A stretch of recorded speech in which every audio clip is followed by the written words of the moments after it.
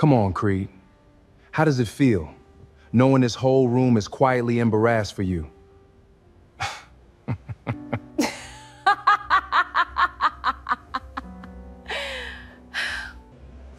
All right, Blaze, let's... It was just a joke. Don't take it to heart. No, I'm serious. What do you even do all day while she's out there earning it? Netflix? Xbox? Titan, you've got about 48 hours left to enjoy that seat.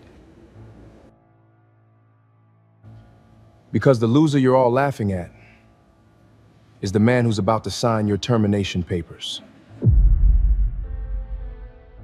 Because no one in that ballroom knew, the man they were laughing at had quietly held 90% of this company's equity for 15 years. And what Zina, the woman still laughing beside me, never saw coming was that this secret had been waiting 15 years for exactly this moment. My name is Creed Kane. I'm 43 years old, and I've built my whole life around one quiet belief. A man's worth isn't measured by what he says about himself at a dinner table. It's measured by what he's willing to carry without ever saying a word about it. That belief was about to be tested in front of 40 of my wife's coworkers, under a chandelier in downtown Chicago, by people who were absolutely certain they already knew who I was. They didn't.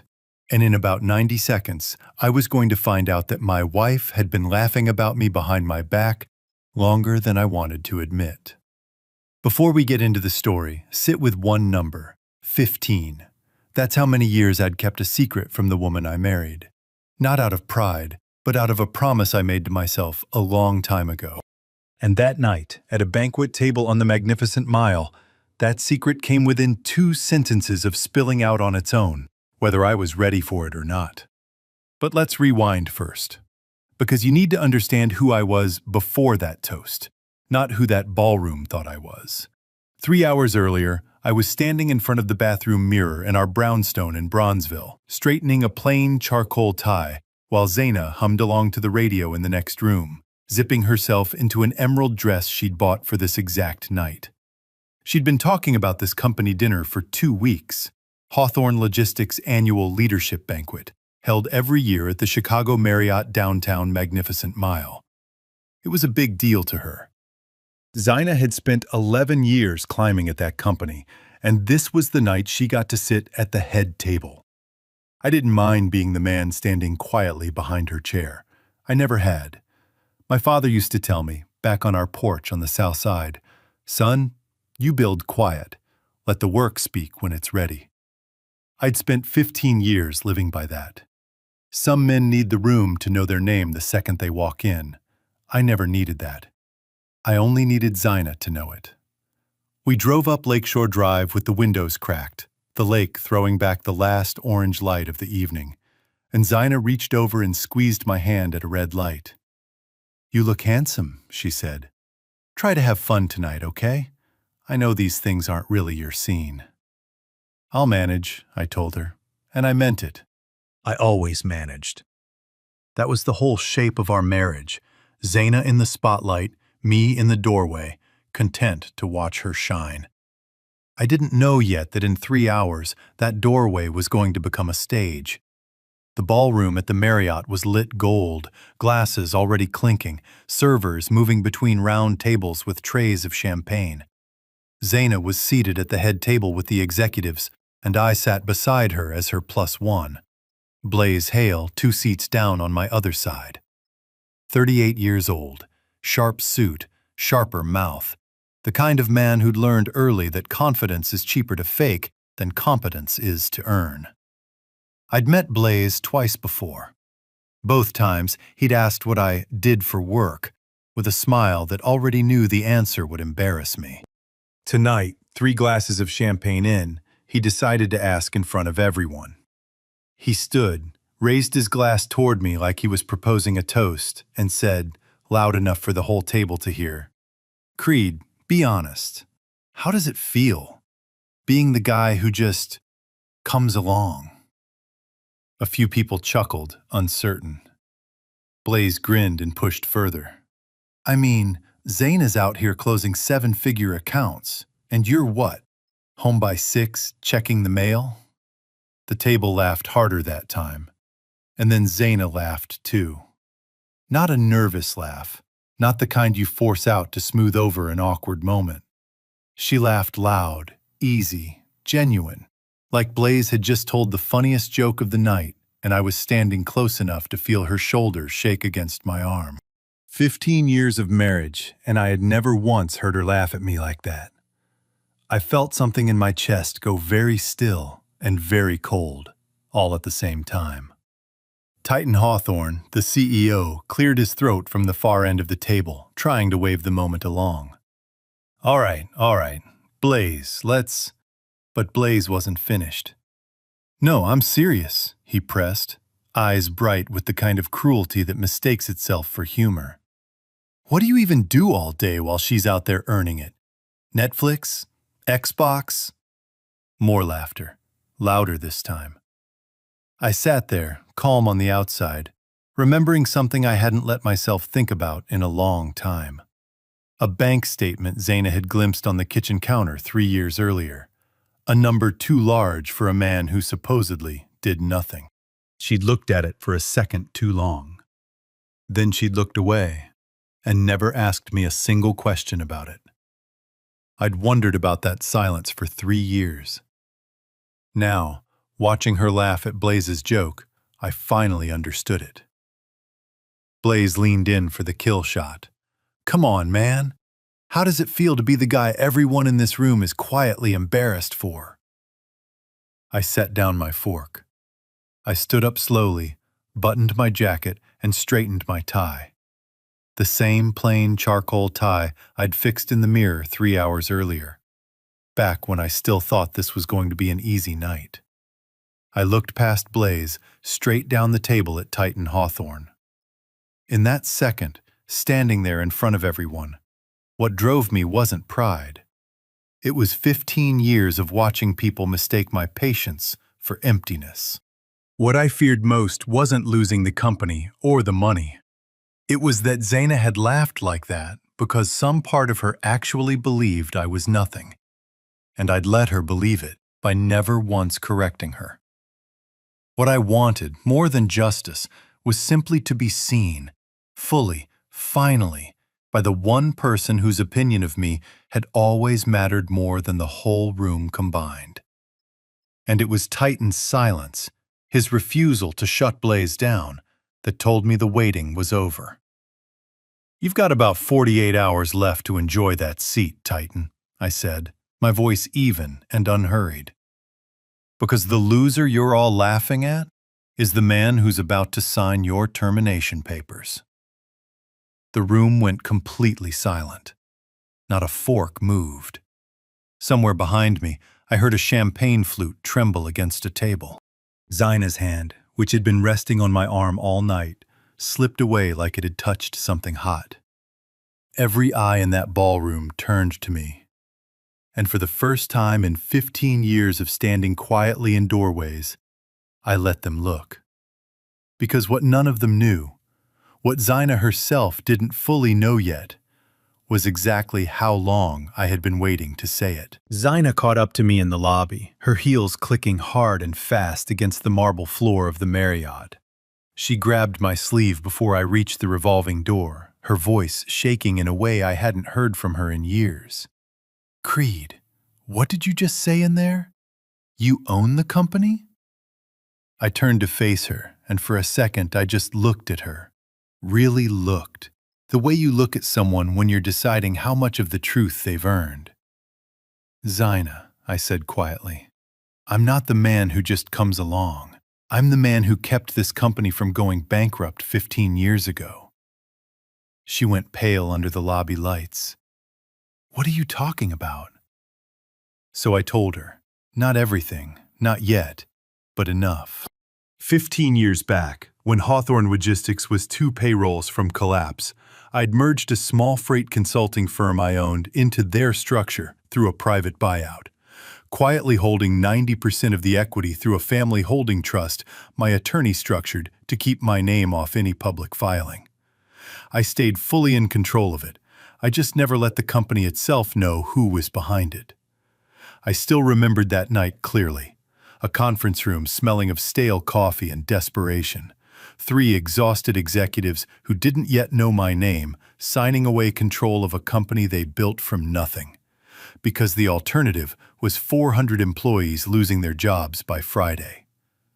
I'd sat at the far end of that table in a rented suit, 28 years old, hands steady even though my chest wasn't, telling myself the quiet way was the right way. 15 years later, under those lobby chandeliers, I wondered for the first time if that had ever really been a choice, or just the only shape fear had ever let me take. I'd built it that way on purpose, my father's voice in my head, telling me a man doesn't need his name on the wall to know what he built. I liked coming home every night to a wife who loved me for being present, not for a number on a balance sheet. "Why wouldn't you tell me?" Zaina whispered, and I heard something crack in her voice. I didn't answer that yet. Standing there under the lobby chandeliers, with valets pulling cars around outside and a few stragglers from the banquet pretending not to stare, I thought about all the small moments over the years that should have told her something. The year I paid off the house in cash and told her it was a good refinance deal. The Christmas I quietly covered her mother's hospital bill and let her believe the insurance had come through. The number on that bank statement 3 years ago that she'd glanced at, then looked away from, the same way you look away from a stove burner you're not ready to touch. She'd had pieces of the truth in her hands more than once, she just hadn't wanted to hold them. I just took her hand and walked her out to the car. We drove home to Bronzeville in silence, the kind that sits heavier than any argument. Our brownstone came into view, the same porch light I'd installed the year we bought the place, the same oak door I still had to lean my shoulder into every winter. Inside, I walked straight to the bookshelf in my study, pressed my palm against the third panel from the left, and slid it open. Behind it was a safe, and behind the safe was a banker's box I hadn't opened in longer than I wanted to admit. I pulled out the file.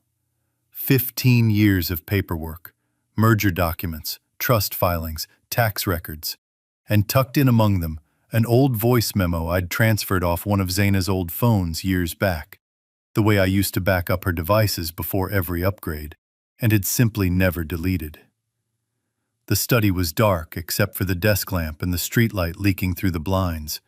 Zaina frozen in the doorway behind me, arms crossed over the emerald dress she still hadn't changed out of. My thumb hovered over the play button longer than it should have. I hit play, more out of habit than intention, and Zaina's voice, 28 years old, right around the time we married, came out of the speaker, talking to a friend at what sounded like a backyard barbecue. Creed doesn't really do much, if I'm honest. But it's strange. There's always just enough. More than enough, actually. The room went quiet except for that recording. I watched Zaina's face fall apart in real time. I'd found that recording 11 years ago, going through old backups while setting up a new laptop, and I never said a word about it. Some part of me told myself I was protecting our peace. The truer part of me, the part I'm only honest about now, was afraid that if I confronted her, I'd find out she meant it, that somewhere underneath the wife who kissed me goodnight, there was a woman quietly keeping score of what I wasn't. So I buried it the way I buried everything, by working harder and saying less, and telling myself that silence was the same thing as strength. Zaina sank onto the arm of the couch, mascara already starting to smear. "I remember that day," she said, barely audible. "I didn't mean it the way it sounded. I was just, everyone else's husband was, I don't know, a doctor, a partner at some firm. I felt embarrassed, and I didn't even understand why. Because you never once let us go without." "I know," I said. And I did know.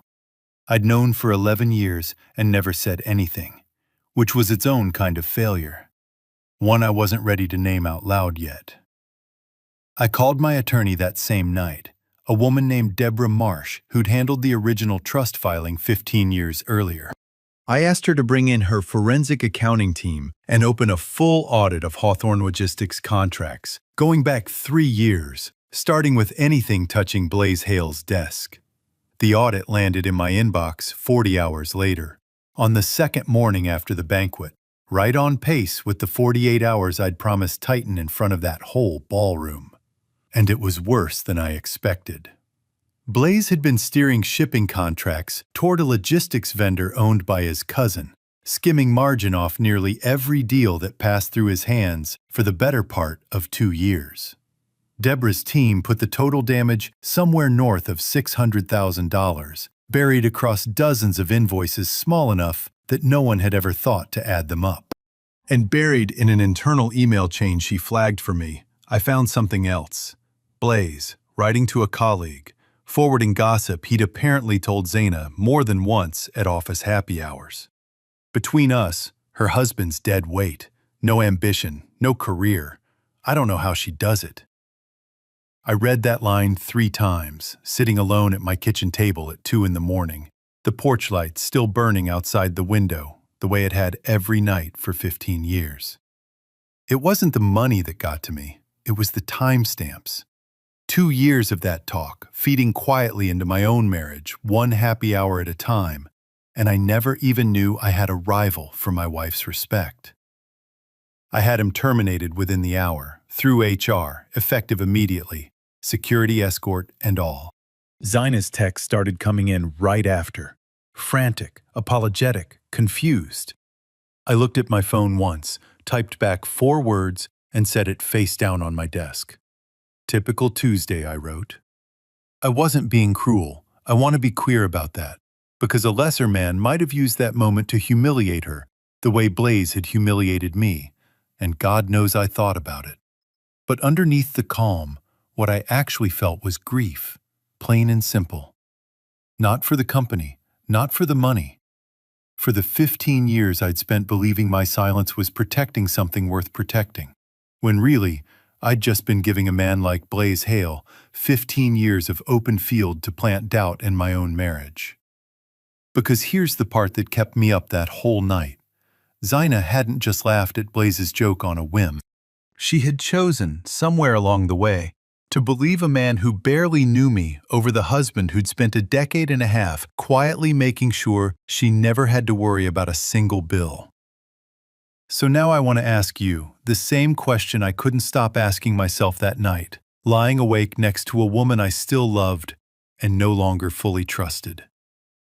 Comment yes if a husband has the right to test his wife's loyalty by hiding the truth for 15 years.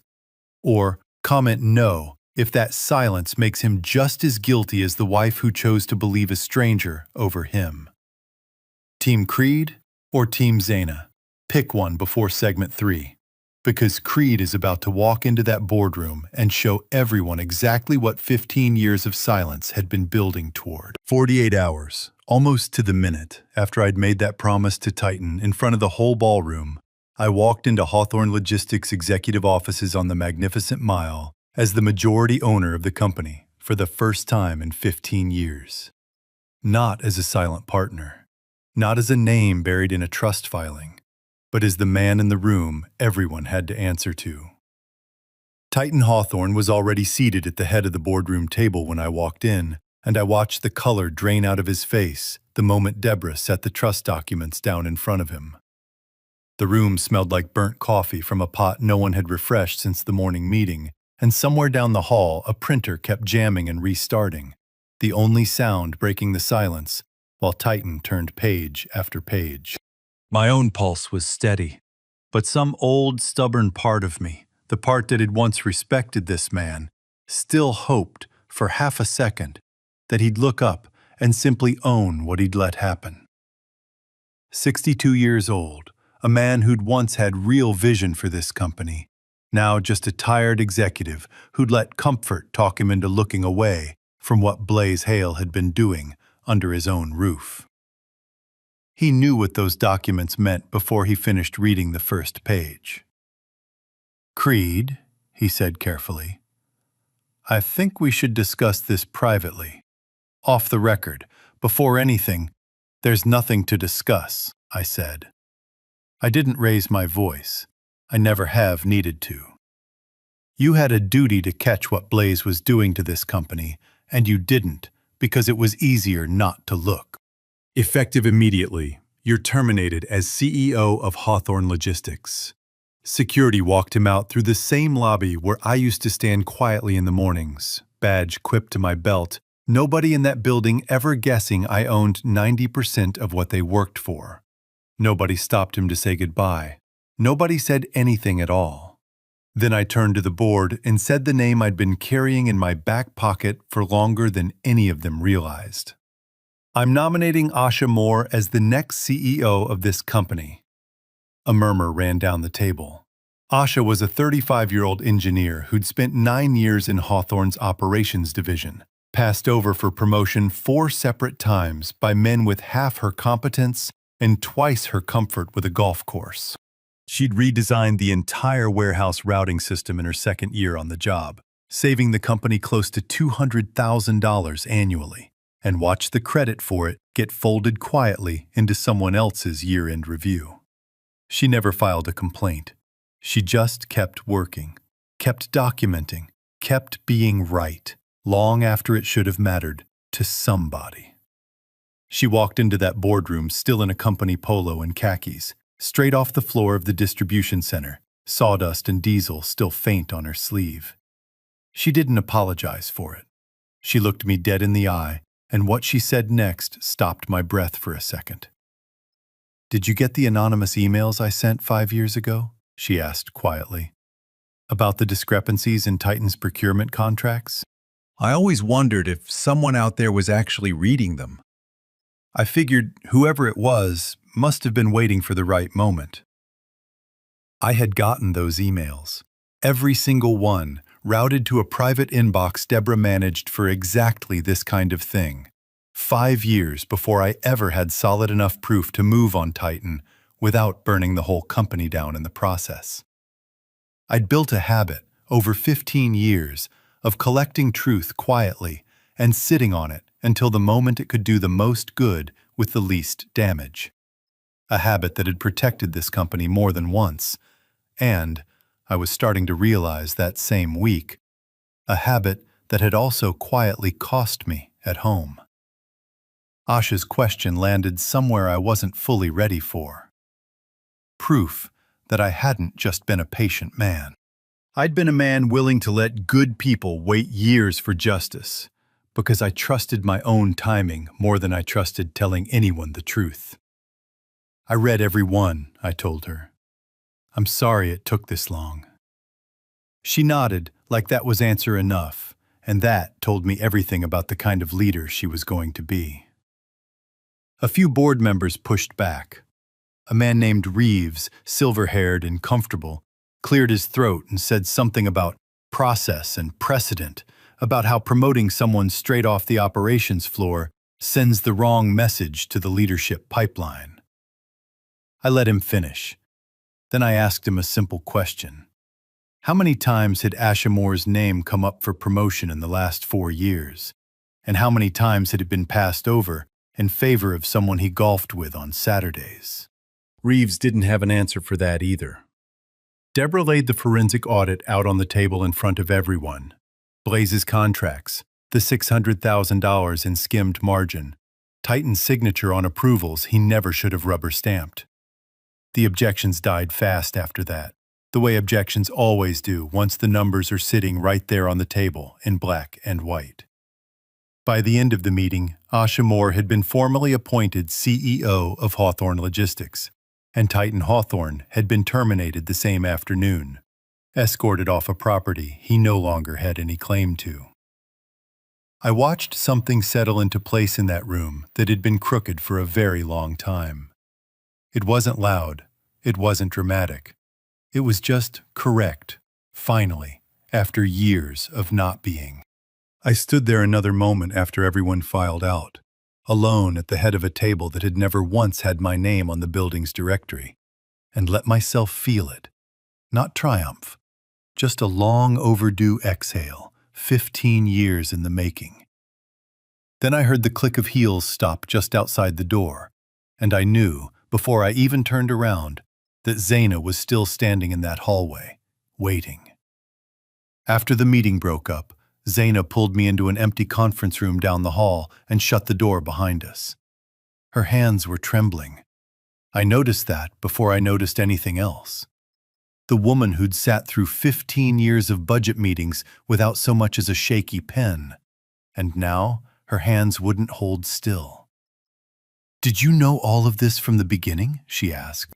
Her voice was so quiet, I had to lean in to catch it over the hum of the building's air conditioning.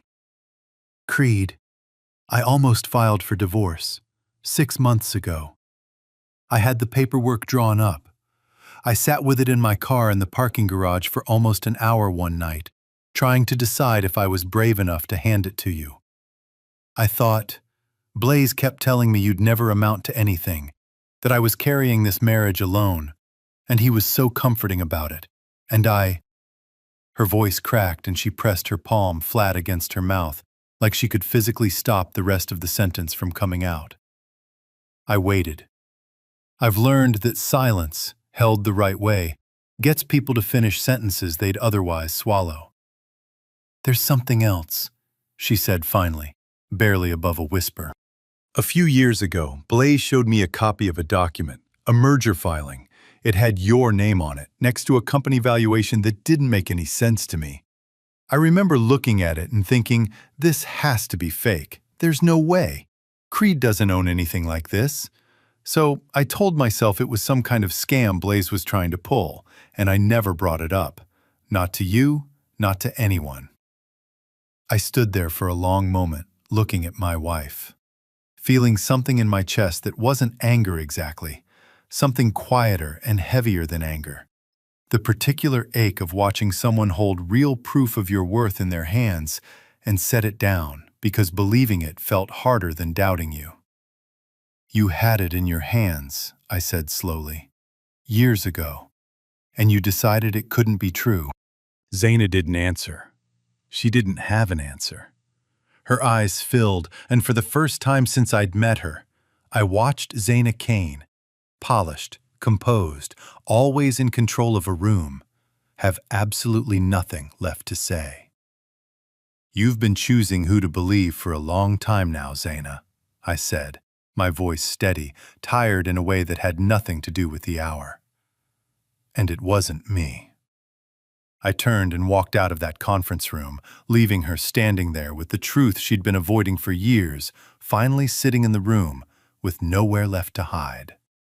Because what neither of us knew yet was that the truth had one more layer left to peel back, and it was waiting for us at home. 20 minutes later, once my head had cleared enough to remember she still needed a ride, I found Zaina waiting by my car in the parking garage, arms wrapped around herself against the wind coming off the lake. Neither of us said a word. She got in, and I drove us home to Bronzeville. The streetlights sliding past the window, her mascara already ghosting down toward her cheekbones in the glow of them. We walked into the house, and she turned to face me in the middle of the living room, her voice breaking apart. "You hid this from me for 15 years, Creed! 15 years! I laughed with them at that table because I was embarrassed. Do you understand what that felt like? Sitting there thinking my husband had nothing to show for himself." I stood in the doorway of my own living room and let a memory surface that I'd kept buried even longer than the bank statements. 11 years ago, I said quietly, I had an offer from a firm in New York. Double my salary, better title, better everything on paper. I sat with that offer letter on this same kitchen table for a week, Zaina, running the numbers, imagining what our life would look like in Manhattan. Zaina's face went still. I turned it down. I never told you the details because you were 3 months from a promotion at Hawthorne, and moving would have cost you that. Cost you the corner office you'd worked 6 years to earn. I chose your career over my own that year, quietly, the way I chose most things. And a few months later, at a barbecue I wasn't even at, I heard secondhand that you'd told your girlfriends I didn't have any real ambition. I never corrected it. I just let you believe whatever was easier to carry. Zaina's knees seemed to give out from under her. She sank down onto the floor, back against the couch, and cried the way I hadn't seen her cry since her father's funeral. Full body, no performance in it at all. Just grief finally catching up to years of things left unsaid. "There's something else," she said, wiping at her face with the back of her hand, her voice dropping to something barely audible. "Something I haven't told you. 8 months ago, I opened a separate account. I've been moving small amounts out of our joint savings every payday since. Never enough for you to notice on a statement, just enough to have something of my own in case I ever needed to leave fast." I told myself it was just being smart, but some part of me was already planning a way out, Creed, long before I had a single real reason to. "How much?" I asked, and I heard how flat my own voice sounded. "A little over $11,000, she said. "I was going to tell you eventually. I just don't know when eventually was supposed to come." I thought, unbidden, of the afternoon we'd opened our first joint account 14 years earlier. A folding table at a credit union on 47th Street. Zaina laughing at how seriously I filled out the paperwork. Both our names inked side by side on a form I still kept a photocopy of in my desk drawer. I remembered thinking, watching her sign next to me, that a marriage was just two people agreeing to stop keeping separate ledgers. Standing in that living room 15 years later, I understood I'd broken that agreement long before she had. Just quietly enough that it never looked like betrayal. I stood there, watching her come apart on our living room floor, and I felt exhausted in a way that had nothing to do with the hour. Then my phone rang. It was Adeze Banks, Zaina's mother, calling from her house out in Oak Park, Illinois. I put her on speaker so Zaina could hear. "Creed, baby," Adeze said, and I could hear her voice shaking, 70 years old and unsteady in a way I'd never once heard from her in 15 years of holiday dinners. "I need to say something to you, and I need Zaina to hear it too." "Go ahead, Adeze." "I told Zaina to leave you, years ago, more than once. I thought you didn't have any real drive, any real future, and I was scared for my daughter's life, so I pushed her toward doubting you every chance I got. I didn't know, Creed, I didn't know you were the one who paid off my hospital bills 3 years running. I found out from my church treasurer last month, when she mentioned an anonymous donor who'd covered my whole cardiac unit stay, and something told me to ask more questions. It was you the whole time, wasn't it?" Zaina looked up at me from the floor, her whole face rearranging itself around a truth she clearly hadn't seen coming. "It was me," I said simply. Adeze's voice cracked further. "I found the bank transfers on an old statement 2 years ago, Creed. Large ones, no name attached, going out around the same time my bills always seemed to disappear. I suspected it was you even then.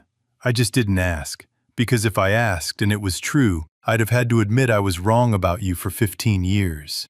And I wasn't ready to be that wrong about a man I'd spent so long looking down on." She paused, and I heard her take a shaky breath on the other end of the line. "You have to understand, Creed. Where I come from, a man's worth got measured by what he could show you. A title, a car in the driveway. I judged you by a yardstick that never once accounted for a man who'd rather do good quietly than be thanked for it loudly. That's on me, not on you." On the other end of the line, I could hear the faint tick of her kitchen clock, the same one that had hung over her stove since before Zaina and I ever met. Zaina's hand found the edge of the couch cushion and gripped it, knuckles pale, like she needed something solid to hold on to while her mother's voice rearranged 15 years of assumptions. The room went very quiet. Zaina and her mother, both women who'd spent years deciding what kind of man I was without ever fully asking me, sat with that silence together. One on the living room floor, one on the other end of a phone line 40 minutes away. I looked at Zina, then toward the phone on the coffee table, and I said the thing I'd been carrying, unspoken, since the moment I walked out of that ballroom 2 nights earlier. Do you two understand something? That night at the Marriott, if I'd let my anger get the better of me and walked out of that ballroom without canceling what I'd already queued up, every board member at Hawthorne and 2 reporters at the Tribune would have received a video and a full set of documents by 6 the next morning. Everything. The trust filing, Blaze's contracts, the recording, all of it. I'd built that failsafe 8 months earlier, quietly, the same way I'd built everything else. Not out of a desire for revenge, but because a part of me had already sensed, long before that dinner, that the truth in my marriage and in that company was going to come out one way or another. And I wanted to control how much damage it did when it finally did. What I hadn't expected was how close I'd come to actually using it, out of pure hurt rather than principle. And that gap between the man who built a plan to protect people and the man who almost pressed a button out of wounded pride was the closest I'd come in 15 years to becoming someone I wouldn't have respected. I had it scheduled, I said, my voice quieter now, set to send automatically if I didn't cancel it by midnight. I had my thumb over the cancel button and I almost let it go through, the second I heard you laugh at that table, Zina. I wanted to burn all of it down right then. But I didn't press it, because whatever else has happened this week, I still love this family, both of you. Zina put both hands over her face and sobbed harder than I'd ever heard her cry in 15 years of marriage. On the phone, Adeze had gone completely silent, the kind of silence that comes from a person finally understanding the full weight of what they almost lost. I didn't say anything else. I turned, walked up the stairs to our bedroom, and left the 2 of them down there, with everything that had just been laid bare between us. Behind me, I could hear Zina's crying soften into something quieter, more exhausted, the sound of a person who has run all the way to the end of their own excuses and finally has nowhere left to stand but in the truth. I sat on the edge of our bed for a long while, listening to the house settle around me the way it always did that time of night. And I thought about my father's voice again. Build quiet, son, and let the work speak when it's ready. I wondered, for the first time in 15 years, if he'd ever meant for that silence to go on for quite this long. Because some truths need room to breathe before anyone can figure out what to do with them next. What none of us knew yet, standing in the wreckage of that night, was whether my wife and I would ever find our way back to something worth calling a marriage, or whether 15 years of silence had already cost us more than either of us could repair. 3 months later, I was back at the Chicago Marriott downtown Magnificent Mile.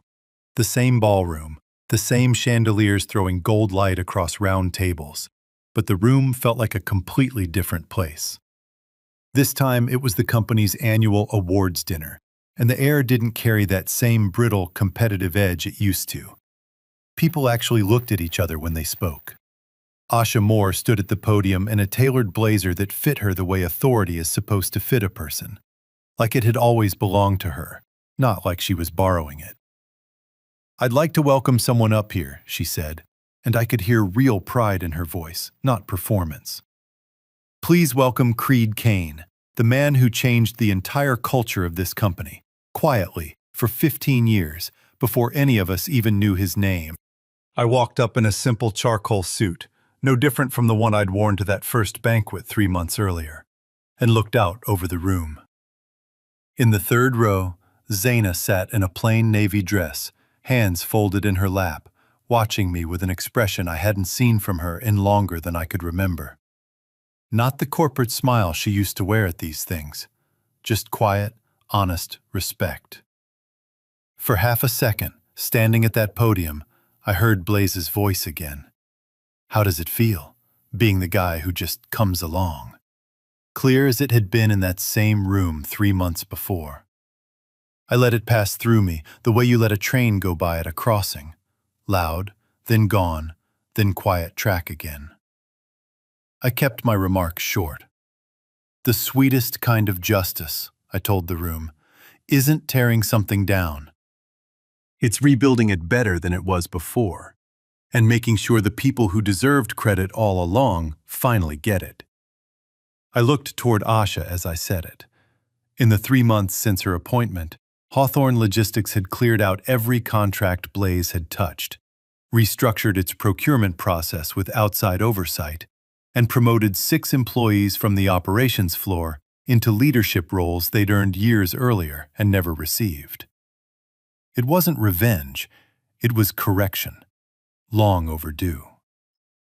I stepped down off that stage to genuine applause, the kind that isn't performed for the person clapping next to you. And I caught Blaze's old seat at table 4, now occupied by a young logistics coordinator named Priya, who'd been passed over for his job the year before under the old regime. She caught my eye and gave me a small, grateful nod. That was worth more to me than anything Titan Hawthorne had ever put his name on. After the ceremony, Zaina and I drove home to Bronzeville together, and for the first time in 3 months, the silence in the car didn't feel like a wall between us. It felt like 2 people finally resting. We sat out on the back porch afterward, the swing creaking under us the same way the one on my father's porch used to, a few blocks over in the house I grew up in. The night was cool. The kind of late Chicago evening where you can hear the L train 2 streets over and somebody's dog barking at nothing in particular. My laptop bag sat by the back door where I'd dropped it after work, and some part of me was still aware of the file inside it. The failsafe, still live, still scheduled. A habit I hadn't yet found the courage to break. I let my eyes rest on it for a moment, then let it go, and turned back toward the sound of the swing chain creaking under Zaina's weight beside me.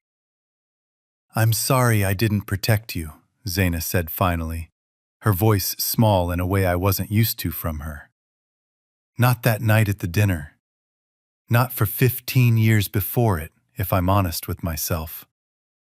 I let people underestimate you because it was easier than defending a version of you I wasn't sure I understood." I took her hand, not the trembling grip from that conference room 3 months earlier, just a steady, ordinary hand-holding, the kind married people do without thinking about it. "We'll start again," I told her. "But this time, we do it with the truth between us instead of around us." There was no dramatic embrace, no tears this time. Just 2 people who'd been married 15 years, sitting on a porch, choosing each other again, with their eyes open instead of closed. And for once, the quiet between us didn't feel like something either of us needed to fill. A week later, Adeze showed up at our door unannounced, carrying a pound cake still warm enough to fog the plastic wrap. She stood on the porch for a second before I opened the screen door, and when she finally looked up at me, there was something different in her face. Not the wary politeness she'd always shown me at holidays, but something closer to humility. "I brought this for you, son," she said, and I noticed she'd never once called me that in 15 years of Thanksgivings and Easter dinners. "I owe you more than a cake, but it's a start." We sat at the kitchen table, the 3 of us, and Adeze told Zaina things she'd apparently been carrying alone for years. How she'd pushed her toward doubt out of her own fear. How she'd found evidence of my quiet generosity and chosen silence over admitting she'd been wrong about a man for a decade and a half. "I judged you the way this world taught me to judge a man," she told me, "by what he showed off. I'm sorry it took me 70 years and a hospital bill to learn better." Later that night, after Adeze had gone home, I stood alone on the back porch and looked out over the Chicago skyline, the lights strung along the lake like something out of a postcard. There was a stillness in my chest I hadn't felt in longer than I could remember. Not relief exactly, not the tired, performed kind of okay you put on for other people's sake. Something closer to peace. Real peace, the quiet kind that shows up uninvited once you've stopped needing to perform strength for anyone. But somewhere underneath that calm, one question was still sitting with me, and I suspected it always would. If I hadn't canceled that send before the deadline I'd set for myself 3 months ago, if I'd let it go through the way some part of me wanted to that night, would any of this have been possible at all? I didn't have an answer yet, but I was starting to understand that some questions don't need answering. They just need you to keep choosing the right thing, one ordinary evening at a time, until the question stops mattering as much as it used to. I stood on the back porch of our house in Bronzeville, looking out over the Chicago skyline the way I had 100 nights before. And I thought about something my father used to say to me on a porch not so different from this one, a few blocks over, back when I was young enough to still be figuring out what kind of man I wanted to be. "Son," he'd say, "build quiet. Do it for your family, and do it for our people. One day, the truth speaks for you, and it says more than you ever could." Zaina came out to join me, wrapped in the cardigan she always kept on the hook by the back door. She already knew about the fail-safe. I'd told her and her mother both, that night with the phone on speaker. What she didn't know was what I planned to do about it now. I set my laptop down on the porch railing and pulled up the file. The scheduled send, the trust documents, Blaze's contracts, the recording, all of it, still sitting live and ready 3 months after I'd built it. I turned the screen so she could see it. "I've kept this running since the night of the banquet," I told her, just in case. I think some part of me needed to know I still could, even after everything settled down. I found the delete confirmation and clicked it, watched the little window blink twice and close. I don't need it anymore. Zaina didn't say anything at first.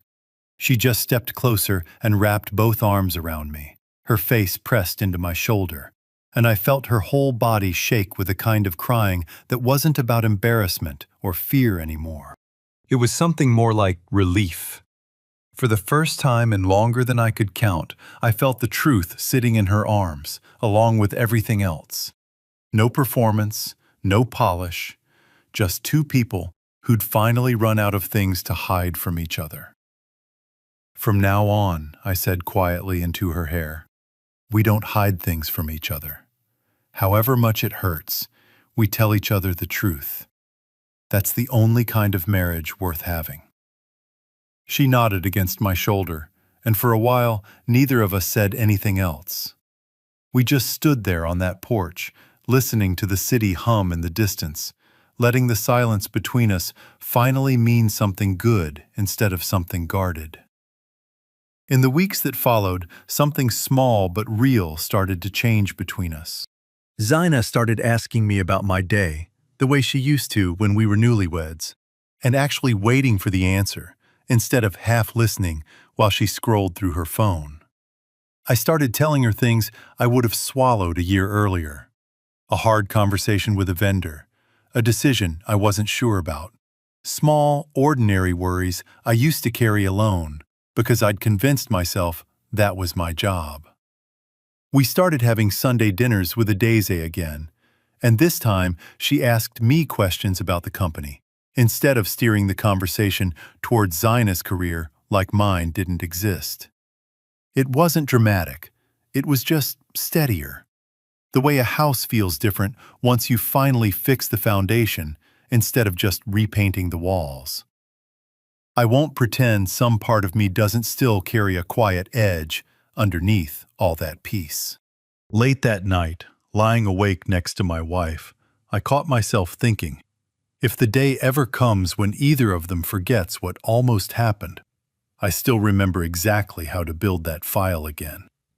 Not out of bitterness, just out of the same instinct that had protected me for 15 years. A man builds quiet, and he keeps something in reserve because self-respect isn't a one-time decision. It's a habit you keep, even after the people you love have earned your trust back. This story reminds us that respect in a marriage was never about who brought home the bigger paycheck. It was about whether you actually stopped long enough to see the person sitting across the table from you.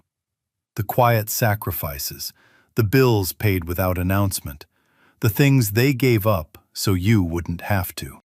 If you're in a house that's quieter than it used to be, here's something to do tonight instead of just missing him.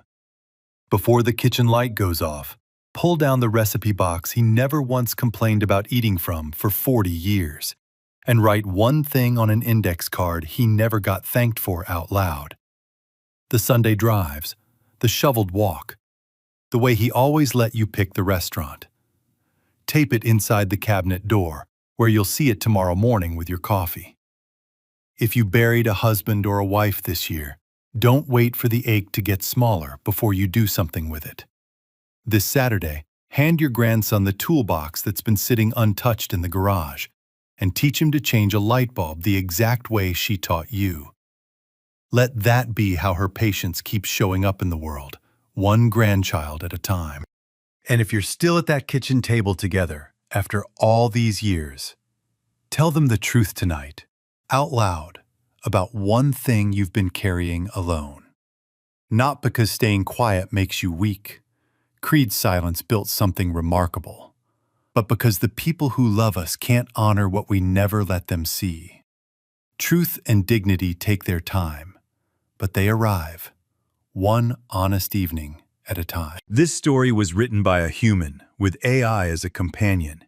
It was born from a simple wish, to awaken the belief that kindness still exists, and no matter how many trials life brings, there are always moments of justice and quiet miracles waiting for those who deserve them. Production team, story and screenplay by Quinn Fung. Character development and visual conceptualization by Chris Nguyen. Video scripting and scene adaptation by David Nguyen. A passionate team dedicated to bringing this story to life.